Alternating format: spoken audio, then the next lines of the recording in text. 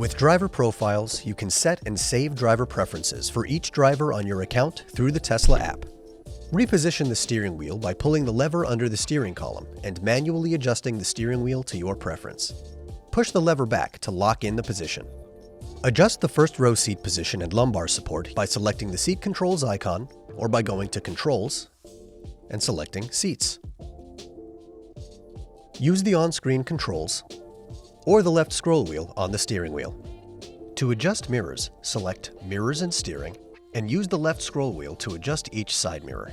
Once you're comfortable, save your driver profile.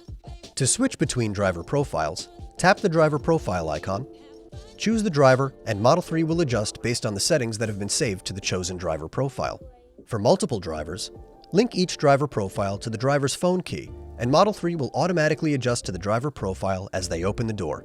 Select Controls, Locks, and toggle the driver icon to link the desired driver profile. The name of the driver profile appears under the phone key to confirm that it's linked. If you change the position of the driver's seat or side mirrors after you've saved or chosen a driver profile, you can save the new position or restore the previously saved position using the touchscreen.